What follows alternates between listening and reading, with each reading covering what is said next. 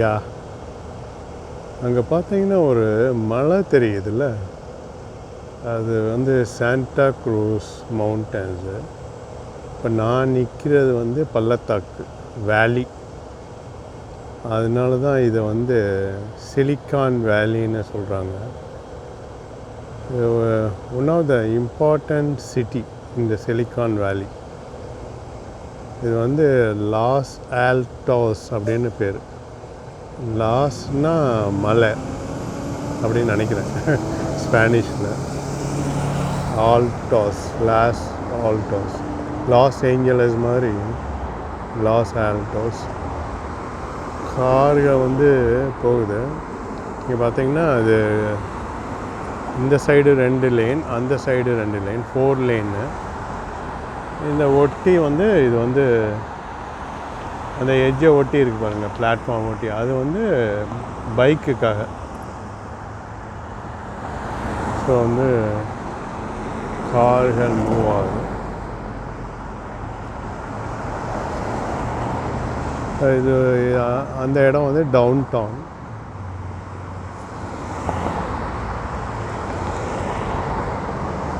இப்போ பார்ப்போம். ஸோ இப்போ இங்கே பார்த்தீங்கன்னா இது வந்து அவங்க இந்த பீச்சஸ் ட்ரீ வந்து பயிரிட்டிருக்காங்க. ஆரம்ப காலத்தில் சிலிக்கான் வேலின்னு ஆரம்பிக்க முன்னாடி இந்த இடம் ஃபுல்லாக வந்து பீச்சஸ் ட்ரீஸ் இருந்திருக்கு. அதை ஞாபகமாக வந்து அந்த ட்ரெடிஷ்னை இது பண்ணுறதுக்காக அவங்க வந்து பயிரிட்டிருக்காங்க. இப்போ அது இன்னும் மரம் ஆகணும். ஸோ வந்து இந்த சிட்டி பேர் வந்து லாஸ் ஆல்டோஸ். அதனுடைய மெயின் சிவிக் சென்டர். இது வந்து சின்ன சிட்டி தான். எவ்வளோ பேர்னு வந்து இதில் தான் கேட்கணும், A8 தான் கேட்கணும். So it has a civic centre இந்த இடத்துல. அப்புறம் சிட்டி ஹால் இருக்குது. இங்கே பார்த்தீங்கன்னா போலீஸ் டிபார்ட்மெண்ட்டுன்னு இருக்குது பாருங்கள். Police department, youth centre. மெயினாக வந்து நம்ம வந்து சொல்ல வர்றது என்னன்னா, இந்த சிட்டியில் வாழ்கிற மக்களுக்கு உள்ள பிரச்சனைகள் எல்லாமே வந்து இவங்க தான் பொறுப்பு. இந்த சிட்டிக்குள்ளோடைய காவல் வந்து இந்த போலீஸ் டிபார்ட்மெண்ட்டுக்கு பொறுப்பு. இந்த சிட்டியில் உள்ள ஃபயர் சேஃப்டி, ஃப்ளட்டு, அதெல்லாம் வந்து இவங்க தான் பொறுப்பு. கலிஃபோர்னியா ஸ்டேட்னு இருக்குது, அதுக்கு ஒரு கவர்னர் இருக்கார். அவங்க வந்து அந்த கேபிட்டல் சாக்ரமெண்டோவில் இருக்காங்க. அவங்களுக்கும் இந்த போலீஸ்க்கும் வந்து இந்த போலீஸ் தான் முதல்ல வரும். இந்த போலீஸ் முதல்ல வந்து அவங்களால முடியலைன்னா வந்து அவங்க அந்த ஸ்டேட்டு கவர்மெண்ட் அவங்கக்கிட்ட ஹெல்ப் கேட்பாங்க. அவங்களுக்கு முடியலைன்னா FBI அங்கே போகும். பட் ஆனால் இவங்க வந்து இந்த சிட்டி ஹேஸ் காட் எல்லா ஃபெசிலிட்டியும் அவங்களே பார்த்துருவாங்க. இப்போ மக்களுக்கு தேவை என்ன, ஒரு பாதுகாப்பு, வாட்டர், தண்ணி, அப்புறம் ட்ரைனேஜு, அப்புறம் எலக்ட்ரிசிட்டி, அது எல்லாமே வந்து சிட்டி கவர்மெண்ட். இதுதான் வந்து சிட்டி ஹாலு. இப்போ வந்து மூடியிருக்காங்களே இந்த கவுன்சில் சேம்பர். சிட்டி கவுன்சிலர் வந்து அவங்க வந்து கூடுற இடம். இது மூடியிருக்காங்க. இப்போ வந்து என்ன நடக்கலை இல்லை, அதனால் வந்து இது I just show you how it is there. Yeah. So you could see that. Yeah. அங்கே மேலே தான் அவங்க வந்து உட்காந்துருக்குது. இங்கே வந்து இது பண்ணுறாங்க. So loss ஆல்டோஸ் city hall.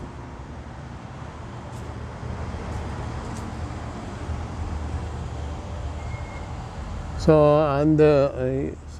அந்த சிட்டி கவர்மெண்ட்டோட ஆஃபீஸ் எல்லாம் இங்கே இருக்குது.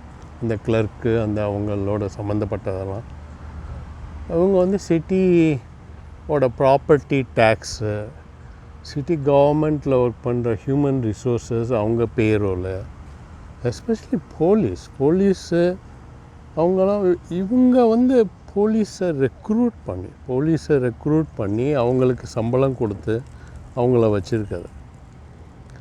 ஸோ இது வந்து ஸ்டேட் கவர்மெண்ட்லேருந்து போலீஸ் கிடையாது, அந்தந்த சிட்டிக்கு வந்து போலீஸ். அதுதான் வந்து இங்கே உள்ளதுக்கும் அங்கே உள்ளதுக்கும் பெரிய மாற்றம். அங்கே வந்து நான் வந்து மதுரையில் வந்து லீவ் பண்ணேன். மதுரையில் வந்து போலீஸ் இருப்பாங்க. மதுரையில் வந்து ஈவன் அந்த மீனாட்சி அம்மன் கோவிலில் வந்து அந்த கூட்ட நெரிசலை கட்டுப்படுத்துறதுக்காக போலீஸ் இருப்பாங்க. அவங்க கூட நீங்கள் பார்த்தீங்கன்னா வந்து அவங்களும் மெட்ராஸில் இருந்து அந்த காவல்துறைக்குன்னு ஒரு மந்திரி இருக்கார். அவருக்கு அங்கே டிஜிபி ஐஜி எல்லாம் பெரிய பெரிய போஸ்ட்டாக போட்டு அங்கேருந்து அதை கண்ட்ரோல் பண்ணுவாங்க. அது வந்து அது பிரிட்டிஷ் காலத்தில் அவன் பண்ணான், வேறு வழி இல்லாமல். அவன் வந்து யாருக்கும் வந்து லோக்கலுக்கு வந்து பவர் கொடுக்காம அதே இவங்க இன்னும் தொடர்ந்துக்கிட்டு இருக்காங்க. அது வந்து தப்பு. இப்போ வந்து கோயம்புத்தூரில் ஒன்று பிரச்சனை ஆகிருக்கு. கோயம்புத்தூரை பற்றி எப்படி அங்கே மெட்ராஸில் இருக்கவங்க வந்து எப்படி அதை சமாளிக்க முடியும்? Even technology, even video camera எல்லாம் நீ வச்சுக்கிட்டு மெட்ராஸில் உட்காந்துக்கிட்டு இது பண்ண முடியாது. இவங்கள இப்போ இங்கே இருக்கவங்க வந்து இந்த போலீஸ் வந்து இவங்க வாங்க மாட்டாங்க லஞ்சம். இவங்க லெவலில் வாங்குறது கிடையாது, இவங்க வாங்க மாட்டாங்க. இவங்க வாங்கினா உடனே வந்து இந்த போலீஸுக்கு இல்லைன்னா சிட்டி கவுன்சிலில் இது பண்ணால் அவன் வேலை போயிடும்.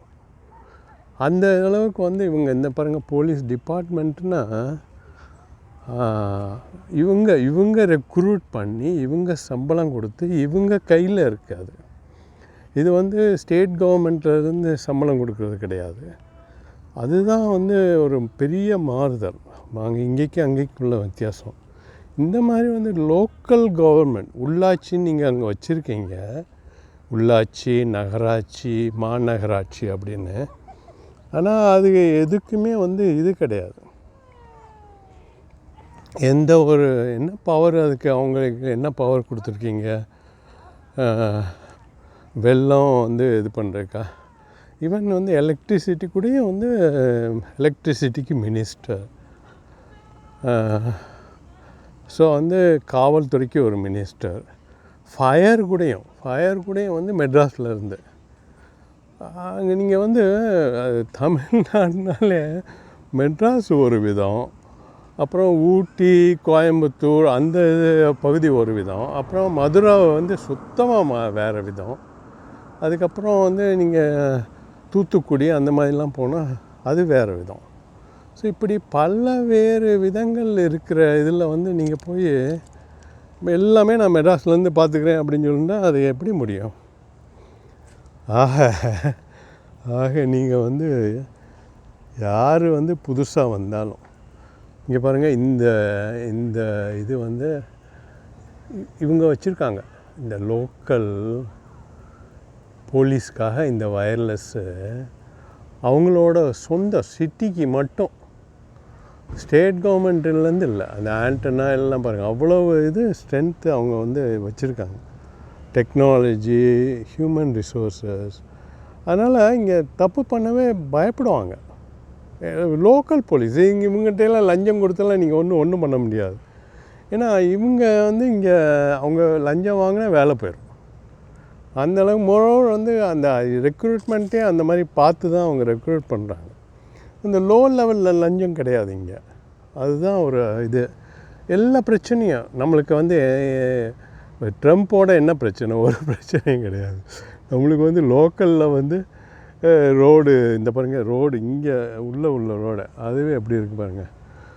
ரோட்டு வந்து குண்டும் குழியுமாக இருக்குது, பவர் வர மாட்டேங்குது, வாட்டர் குடிக்க வர முடியும், ட்ரைனேஜ் இது அந்த மாதிரி தானே. அது எல்லாமே வந்து லோக்கல் கவர்மெண்ட் தான், அதுக்கு வந்து ஸ்டேட் கவர்மெண்ட்டு கிடையாது.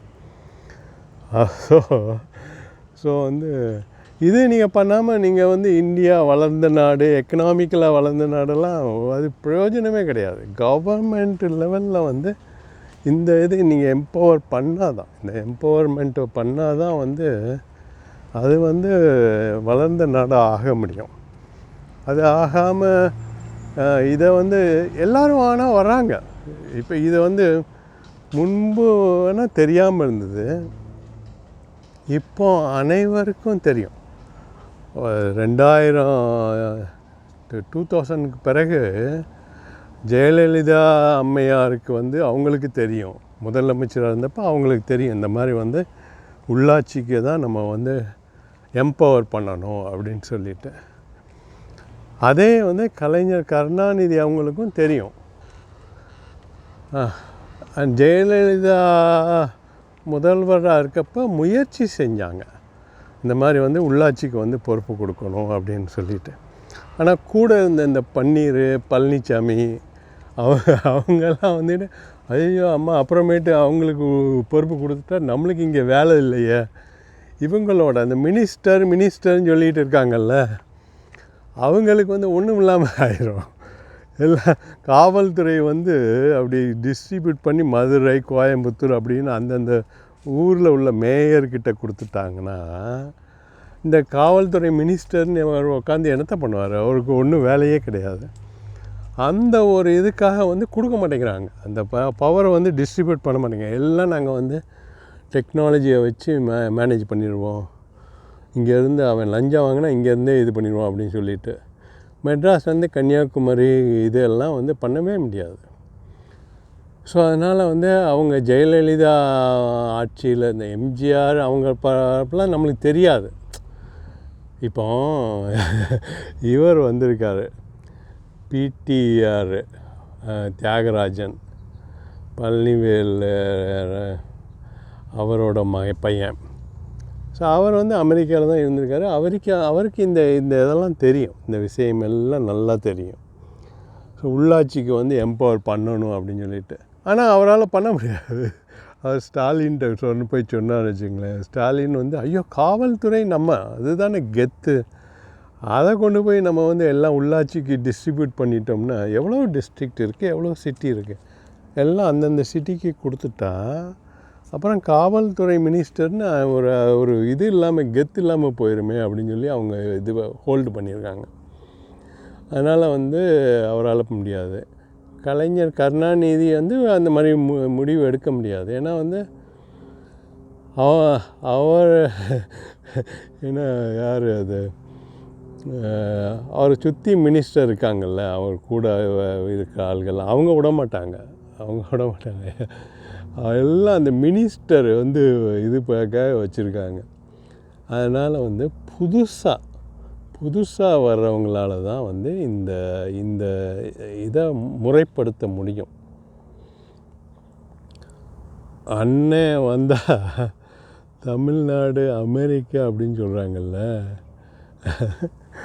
அவர் வந்து ரஜினி தான் சொன்னார் அண்ணன் வந்தால் தமிழ்நாடு அமெரிக்கான்னு. அவர் வர முடியலை, அந்த அண்ணன் வர முடியலை. மற்ற அன்னைங்க பல அன்னைங்க வந்து இப்போ வர்றதுக்கு ரெடியாக இருக்காங்க. விஜய் இருக்கார். விஜய் வந்தால் தமிழ்நாடு அமெரிக்கா ஆகுமா அப்படின்னா வந்து இந்த மாதிரி உள்ளாட்சிக்கு வந்து எம்பவர் பண்ணால் தான் தமிழ்நாடு அமெரிக்கா ஆகும். ஸோ இந்த கரூருக்கு முன்னாடி வரைக்கும் விஜய் மக்களுக்கு வந்து விஜய் தெரியும், விஜய்க்கு மக்களோட தொடர்பு உண்டு, அப்படி மட்டும்தான் இருந்தது. ஆனால் இந்த கரூருக்கு அப்புறம் வந்து அவரும் வந்து சரி நம்மளும் இந்த மாதிரி இவங்க வழியில் தான் போகணும், கட்சியை வந்து வலுப்படுத்தணும் அப்படின்னு சொல்லிட்டு இப்போ வந்து கட்சி நிர்வாகிகள் வந்து இடையில வந்துட்டாங்க. இப்போ விஜய், கட்சி நிர்வாகிகள், அப்புறம் மக்கள்.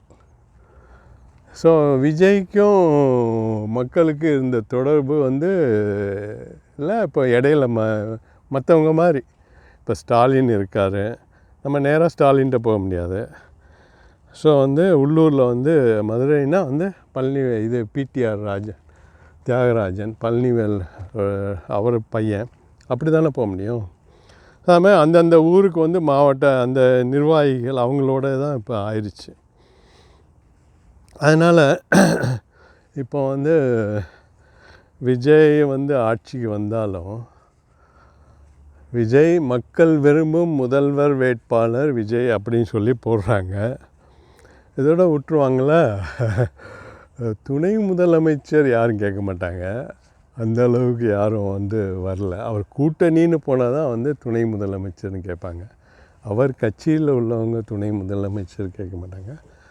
ஆனால் வந்து இது கேட்பாங்க. உள்துறை அமைச்சர், காவல்துறை மினிஸ்டர், அப்புறம் வந்து எலக்ட்ரிசிட்டி மினிஸ்டர், அப்புறம் வந்து இந்த இது டாஸ்மாக்கு ஒரு மினிஸ்டர் அப்படின்னு சொல்லி அந்த மாதிரி கேட்பாங்க. ஸோ ஆக வந்து மினிஸ்டர் ஆயிடுவாங்க. மினிஸ்டரும் வந்து அவங்க கண்ட்ரோலில் வந்து வச்சுக்கோங்களே, உள்ளாட்சிக்கு வந்து அதிகாரம் தரமாட்டாங்க. ஃபஸ்ட்டு அத்தாரிட்டி தரணும், அப்புறம் அவங்ககிட்ட பொறுப்பு கொடுக்கணும். பொறுப்பு, ரெஸ்பான்சிபிலிட்டி அண்ட் அத்தாரிட்டி அதை கொடுத்துட்டு தென் we can hold them accountable. இப்போ வந்து கரூரில் வந்து இன்சிடெண்ட் ஆச்சு, அதுக்கு அக்கௌண்டபிள் வந்து கான்ஸ்டிடியூஷனல் மாரலினா we can hold accountable Vijay. Morally only we can hold accountable, but legally and constitutionally he is not accountable. Legally and constitutionally அந்த ஸ்டேட் கவர்மெண்ட் தான் இப்போ அக்கௌண்டபிள். ஏன்னா வந்து லோக்கல் கவர்மெண்ட்டுக்கு நம்ம எம்பவர் பண்ணலையே. நீங்கள் வந்து லோக்கல் கவர்மெண்ட்டுக்கு எம்பவர் பண்ணியிருந்தா, இப்போ வந்து கரூரா, ஓகே, கரூர்னாலே வந்து அந்த இவர் பாலாஜி, செந்தில் பாலாஜி அவர் தான் பொறுப்பு அப்படின்னா அவரை வந்து அக்கௌண்டபிளாக வச்சுக்கலாம். அப்படி இல்லை. ஸ்டாலின் தான் கரூராக இருந்தாலும் சரி, தூத்துக்குடியாக இருந்தாலும், திருச்சியாக இருந்தாலும் சரி, எல்லாமே ஸ்டாலின் அப்படின்னு இருக்கிறதுனால வந்து ஸ்டாலின் தான் அக்கௌண்டபிள், கான்ஸ்டிடியூஷனலி அக்கௌண்டபிள். அந்த நீங்கள் எம்பவர் பண்ணி அந்த அவங்களுக்கு வந்து கொடுத்துட்டா அங்கேருந்து யூ கேன் கொஷன் தம். இப்போ வந்து செந்தில் பாலாஜிக்கு வந்து கரூரோட முழு இதை வந்து அக்கௌண்டபிலிட்டி கொடுத்துருந்தாருன்னா ஸ்டாலின் மெட்ராஸ்லேருந்து செந்தில் பாலாஜியை வந்து கேள்வி கேட்கலாம். என்ன ஆச்சு, ஏன் ஆச்சு, எப்படி ஆச்சு, அவங்க தான் சொன்னாங்களா, நீங்கள் எப்படி விட்டீங்க அப்படின்னு சொல்லி கேட்கலாம். இப்போ அக்கௌண்டபிலிட்டியே இல்லை. இந்த பாருங்கள், இப்போ வந்து ஏதோ இன்சிடெண்ட் ஆகிருக்கு அந்த இது கோயம்புத்தூரில். அது வந்து அந்த பொண்ணு போகுதோ, அந்த பையன் போகிறாங்களோ, ஒதுங்குறாங்களோ, அதெல்லாம் அது லீகலி அண்ட் கான்ஸ்டிடியூஷனலி அதெல்லாம் வந்து வேறு. அவங்க எங்கே மக்கள் எப்படி இருந்தாலும் வந்து அவங்களுக்கு வந்து பாதுகாப்பு அளிக்கிறது தான் வந்து அரசாங்கத்தோட கடமை. அவங்க வந்து ஒதுங்கலாம், எங்கேயோ ஒதுங்கி போகலாம். அவங்க 2 பேர்த்துக்குள்ளே மனசு ஒத்து போச்சுன்னா எங்கே வேணாலும் அவங்க வந்து ஒதுங்கி, அதுக்கு மேலே நம்ம என்ன சொல்கிறது. ஸோ அது வேறு. ஸோ ஆனால் வந்து ஸோ அந்த மாதிரி வந்து, ஆனால் அந்த ரேப் பண்ணுறது வந்து அதுக்கு வந்து அக்கௌண்டபிலிட்டி அவனும் பிடிச்சிட்டாங்க. பட் ஆனால் அந்த சிட்டி வந்து அந்த அதிகாரம் இருந்தால் தான் வந்து அதெல்லாம் வந்து அவாய்ட் பண்ண முடியும். ஸோ வந்து இப்போ விஜய் வந்து இந்த கரூர் நிகழ்வுக்கு முன்னாடி வரைக்கும் வந்து மக்கள் அவரோட இருந்தாங்க. இப்போ வந்து நிர்வாகிகள் உதயமாகிட்டே இருக்காங்க. ஒவ்வொருத்தரும் பெரிய பெரிய லெவலில் உதயமாகறாங்க. அதுக்கு முன்னாடி வரைக்கும் எனக்கெல்லாம் பேர் தெரியாது. இப்போ வந்து இன்னும் புஷி ஆனந்த், ஆதவ் அர்ஜுனா, அருண்ராஜ், நிர்மல் குமார் அப்படின்னு இப்போ என்னாலே அவங்கள வந்து பார்க்க முடியுது. இவர் வந்து உள்துறை அமைச்சர், இவர் வந்து வணிகத்துறை, இவர் வந்து கமர்ஷியல், இவர் வந்து காவல்துறை அப்படின்னு வந்து பார்க்க முடியுது. ஸோ விஜய்க்கு ஒரு வழி இல்லை, கொடுத்து தான் ஆகணும். ஸோ அந்த மாதிரி ஆயிடுச்சு. ஸோ அதனால் வந்து விஜய் வந்து பிரயோஜனம் கிடையாது. அண்ணன் வந்தால் அமெரிக்கா ஆகுமா, தமிழ்நாடு அமெரிக்கா ஆகுமானா ஆகாது. ஏன்னா விஜய் சிக்கிட்டு இந்த மாதிரி கட்சியை யாரும் வந்து இது பண்ணாங்கன்னா அவங்களால இது பண்ண முடியாது. வந்து அண்ணாமலைக்கு இன்னும் வந்து அண்ணாமலை மக்கள் அப்படின்னு இருக்காங்க. ஸோ மக்களுக்கு வந்து அண்ணாமலை தெரியுது, அவர் வந்து பேசுகிறாரு. ஸோ அதனால் வந்து அண்ணாமலை வந்து இது வரலாம். அண்ணாமலை வந்தால் தமிழ்நாடு அமெரிக்கா ஆகுமா? ஆகலாம். அண்ணாமலை வந்து யாருக்கும் வந்து மினிஸ்டர், அவரோட சொந்த காலில் வந்து மக்கள் செல்வாக்குன்னு தான், அதான் சொந்த காலில் மேலே வரலாம், முதலமைச்சர் ஆகலாம். வேறு யாரும் மந்திரி இல்லைன்னே சொல்லலாம். கான்ஸ்டிடியூஷனில் எல்லாத்துக்கும் மந்திரி கொடுக்கணும்னு தேவையில்லை. எம்எல்ஏவே இருந்துட்டு போங்க. அதுக்கு தானே நீங்கள் எம்எல்ஏவை தானே செலக்ட் பண்ணுறாங்க. எம்எல்ஏவாக இருந்துட்டு போங்க. எல்லாம் மந்திரி ஆகணும்னு தேவையில்லை. மந்திரி இல்லைன்னா வந்து அந்த அரசியலே வந்து சுத்தமாயிரும், எல்லோரும் ஒதுங்கிடுவாங்க. மந்திரி ஆகணுங்கிறக்காக தானே எல்லாம் வர்றாங்க. இப்போ வந்து நீங்கள் வந்து பார்த்தீங்கன்னா தமிழக சட்டசபையிலேயே 234 எம்எல்ஏக்கள் இருக்கிறாங்க, மக்கள் பிரதிநிதிகள். எம்எல்ஏன்னு சொல்லி அவங்கள வந்து அவங்க மக்கள் பிரதிநிதிகள்னு ஆக்காமையே சொல்லிடுறோம். தமிழ்னு சொல்கிறோம், ஆனால் வந்து எம்எல்ஏன்னு தான் சொல்கிறோம். மக்கள் பிரதிநிதிகள்னு சொன்னால் தானே மக்களுக்கு புரியும். ஓகே, அவங்க அந்த மக்களோட சம்மந்தப்பட்டவங்கன்னு. ஸோ 234 மக்கள் பிரதிநிதிகள் இருக்காங்க. அதில் வந்து எல்லோரும் வந்து வருத்தத்தோடு அங்கே உட்காந்துருக்காங்க. ஜெயிச்சு தான் வந்திருக்காங்க. எல்லாம் வந்து அவங்கவுங்க தொகுதியில் ஜெயிச்சு தான் வந்திருக்காங்க. ஏன் வருத்தத்தோடு வந்து உட்காந்துருக்காங்கன்னா மினிஸ்டர் இல்லை அப்படின்னு. ஸோ மினிஸ்டர் தான் அங்கேயே வந்து பிளவு இருக்குது. எதிர்கட்சி ஆளுங்கட்சி அப்படி பிளவு கூட இவங்க தான் உருவாக்குனது. கான்ஸ்டிடியூஷனில் அந்த மாதிரிலாம் பிளவு கிடையாது. இவங்க வந்து அந்த மினிஸ்டர் இல்லாதவங்க, மினிஸ்டர்லாம் வந்து ஓரளவு இருக்காங்க, சந்தோஷமாக இருக்காங்க. மற்றவங்க எல்லாம் வந்து சோகமாக தான், வருத்தத்தோடு எப்போ நம்ம மினிஸ்டர் ஆகும் அப்படின்னு சொல்லியிருக்காங்க.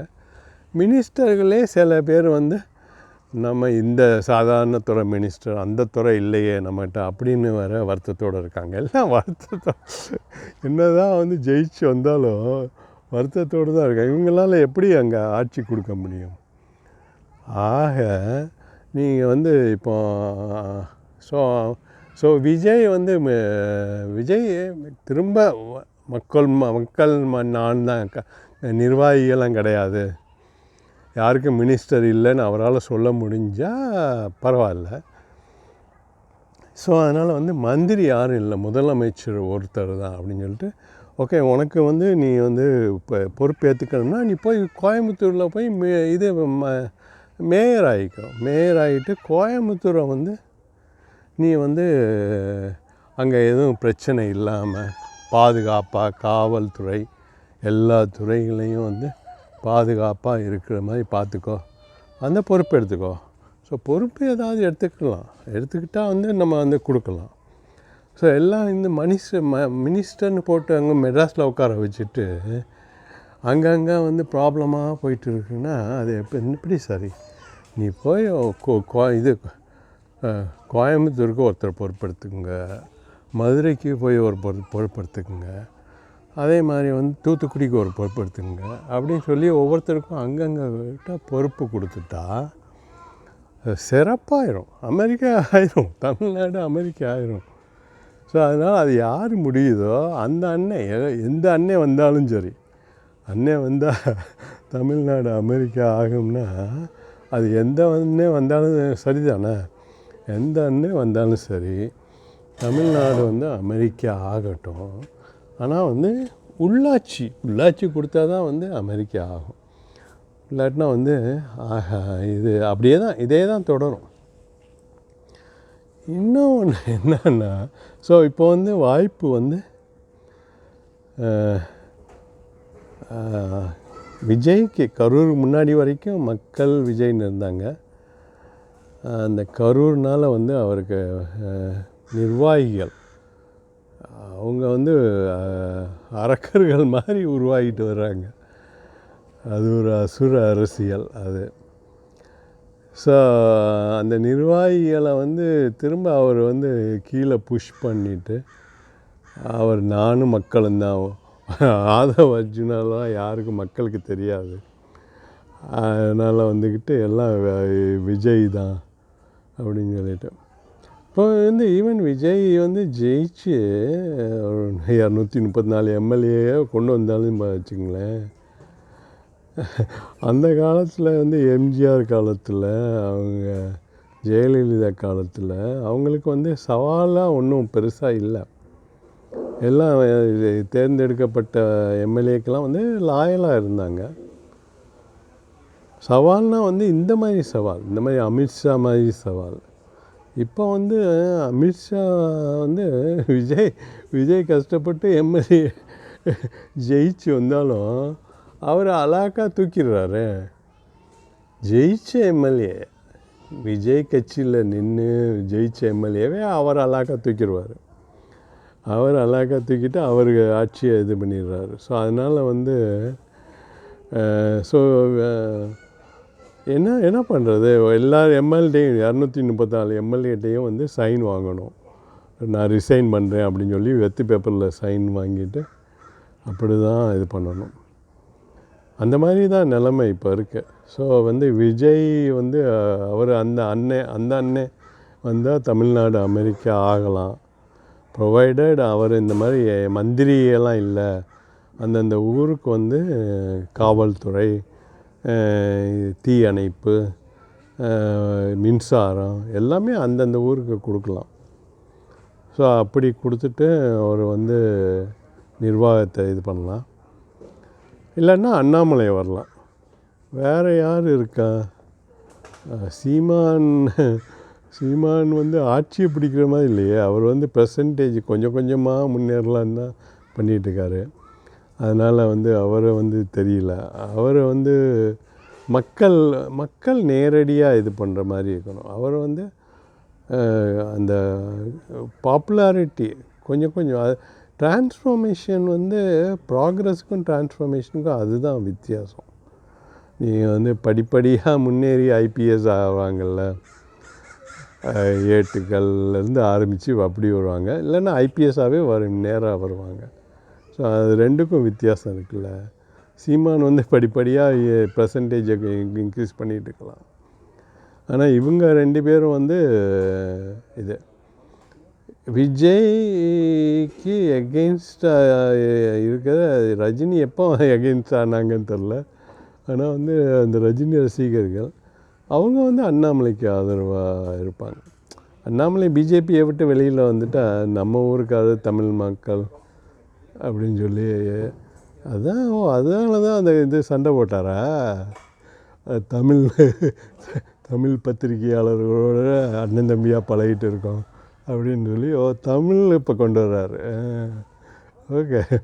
ஸோ அண்ணாமலை வரலாம், தனியாக வரலாம். அண்ணாமலை வந்துக்கிட்டு அவர் வந்து மினிஸ்டர் இல்லைன்னு சொல்லிவிட்டு எல்லாம் 233 எம்எல்ஏ வேணால் இருங்க, ஒரு எம்எல்ஏ மட்டும் மினிஸ்டராக. பனையூர் தொகுதி எம்எல்ஏ அவர் தானே இது மக்கள் விரும்பும் வேட்பாளர், பனையூர் தொகுதி எம்எல்ஏ விஜய். அவர் ஒன்றும் நான் விஜய் அப்படின்னு சொல்லி விஜய் என்னும் நான் முதலமைச்சர் அப்படின்னு சொல்லி ஆகலாம். அதே மாதிரி வந்து அண்ணாமலை வந்து கோயம்புத்தூர் தொகுதி எம்எல்ஏ அண்ணாமலை என்னும் நான் முதலமைச்சர் ஆகலாம். மீதி யாருக்கும் அமைச்சர் பதவி இல்லை. ஐஏஎஸ் ஐபிஎஸ் இருக்காங்க, அவங்கள வச்சு சூப்பராக நிர்வாகம் பண்ணலாம். ஸோ எல்லாம் யாரும் மினிஸ்டர் இல்லைன்னா எல்லா மக்கள் பிரதிகளும் ஒழுங்காக மக்கள் பிரச்சனைகளை பார்ப்பாங்க, அதை சால்வ் பண்ணுவாங்க. அதை வந்து அட்லீஸ்ட் காது கொடுத்துனாச்சும் கேட்பாங்க. மக்கள் வந்து அவங்க எம்எல்ஏ பிரதிநிதிகளை போய் சந்தித்து பேசுறதுக்கு வாய்ப்பு கிடைக்கும். ஸோ அந்த ஒரு இது இருக்குது. ஸோ அதனால் தமிழ்நாடு அமெரிக்கா ஆகணும்னா அண்ணன் வரணும். அது எந்த அண்ணன் வந்தாலும் சரி. ஆனால் வந்து உள்ளாட்சிக்கு வந்து நான் மந்திரி சபை அமைக்கிறதுக்கு பதிலாக உள்ளாட்சிக்கு வந்து பொறுப்பு கொடுக்கணும். அதுதான் வந்து இங்கே வந்து சொல்ல வர்றது. ஏதோ வந்து பார்ட்டி அரேஞ்ச் பண்ணாங்கல்ல. கடைசியாக இன்னொன்று ஒரு விஷயம் இந்த வீடியோலேயே சொல்லிடுறேன். இப்போ நான் என்ன இருக்குன்னா, ஒருத்தர் வந்து ஸ்டாலின் வந்து அவர் பதவியில் இருக்கார்.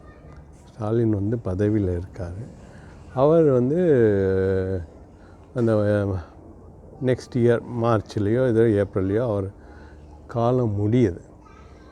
அப்போ வந்து புதுசாக வந்து ஒருத்தர் வந்து ரெக்ரூட் பண்ணணும். It's a recruitment. It's a job இன்டர்வியூக்கு நம்ம போகிறோம், அங்கே வந்து இன்டர்வியூ வச்சு ரெக்ரூட் பண்ணுறாங்களா, அதே ப்ராசஸ் தான். எலெக்ஷன் வந்து அதுதான். ரெக்ரூட் பண்ணி ஒருத்தரை வந்து இது நெக்ஸ்ட்டு முதலமைச்சராக தேர்ந்தெடுக்கிறாங்க.